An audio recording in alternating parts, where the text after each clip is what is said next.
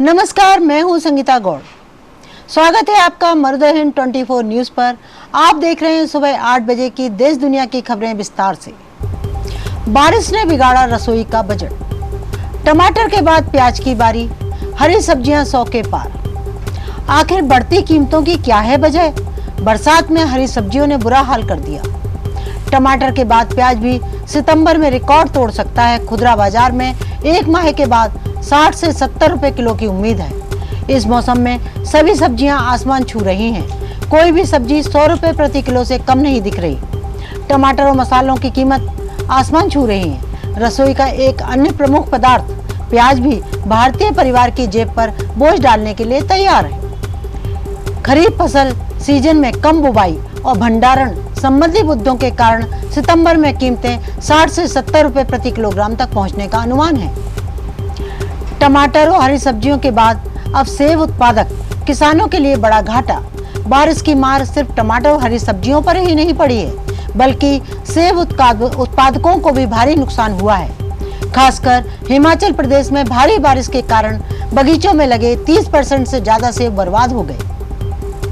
इससे किसानों को करोड़ों रुपए का नुकसान हुआ है। वहीं अब भूस्खलन और टूटी सड़कों के कारण किसान अपनी उपज को समय पर बाजार तक नहीं पहुंचा पा रहे हैं। इससे फल और सब्जियां गल रही हैं। हाल ही में हिमाचल प्रदेश में नाले में सेब डालने का एक वीडियो भी सोशल मीडिया पर वायरल हुआ था।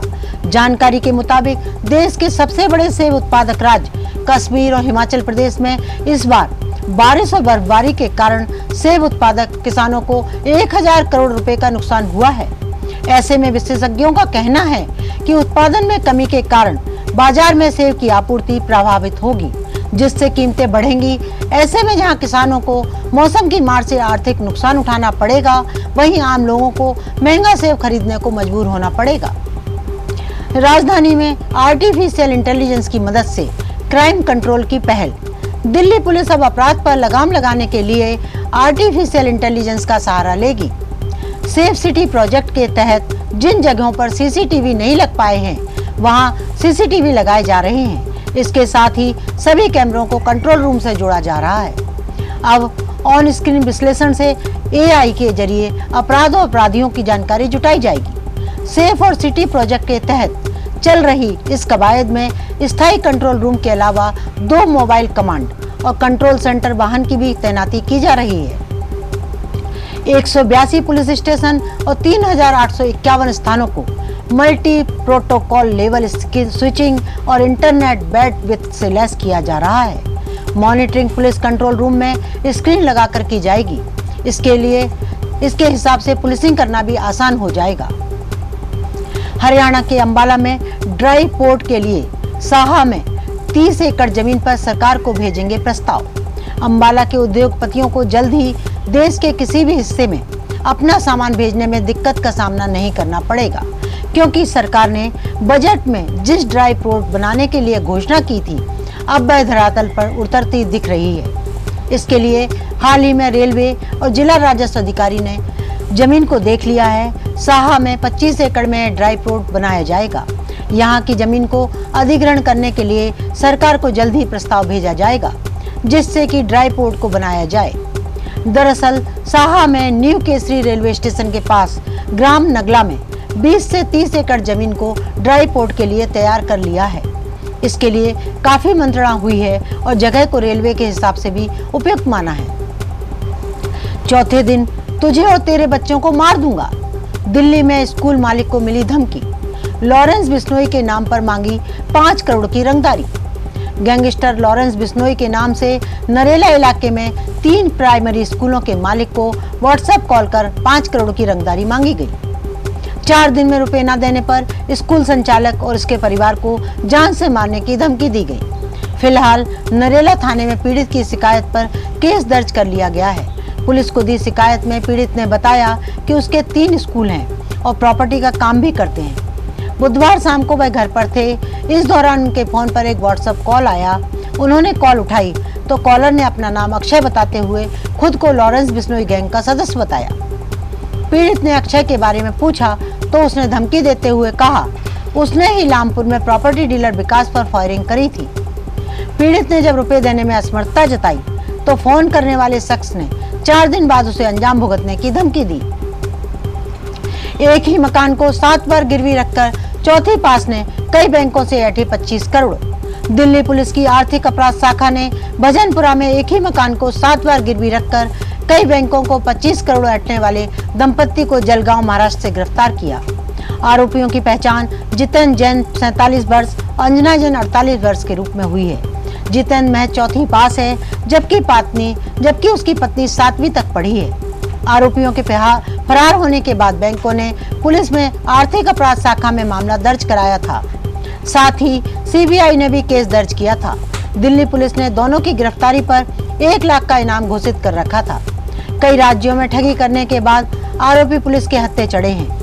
पुलिस दोनों से पूछताछ कर इस बात का पता लगाने का प्रयास कर रही है कि आरोपियों ने कितने लोगों से ठगी की है। आर्थिक अपराध शाखा के पुलिस उपायुक्त विक्रम के पोरवाल ने बताया कि वर्ष 2018 में निजी फाइनेंस कंपनी की शिकायत पर मामला दर्ज किया गया था। हरियाणा में सुनियोजित था सुनूह में साइबर पुलिस थाने पर हमला। अहम सबूतों को नष्ट करना चाहते थे उपद्रवी। हरियाणा में नूह में हुई हिंसा को लेकर हरियाणा सरकार ने बड़ी बात कही है। सरकार के मुताबिक साइबर पुलिस थाने पर किया गया हमला सुनियोजित था, जिसका उद्देश्य अप्रैल माह में साइबर अपराधियों पर हुई छापेमारी के बाद जुटाए गए सबूतों को नष्ट करना था।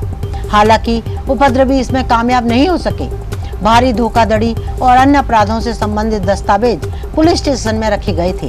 हरियाणा पुलिस ने अप्रैल में अपनी तरह की अब तक की सबसे बड़ी छापेमारी में करीब 100 करोड़ रुपए की साइबर धोखाधड़ी का खुलासा किया था।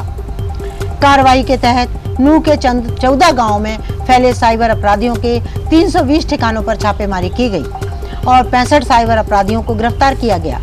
इसके अलावा 66 मोबाइल फोन और कई फर्जी दस्तावेज जब्त किए गए हैं।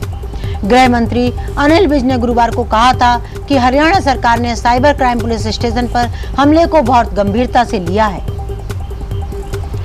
मंथली नहीं देने पर हाईवे पर आरोपियों ने प्राइवेट बसों में मचाया उत्पात, यात्रियों से की मारपीट।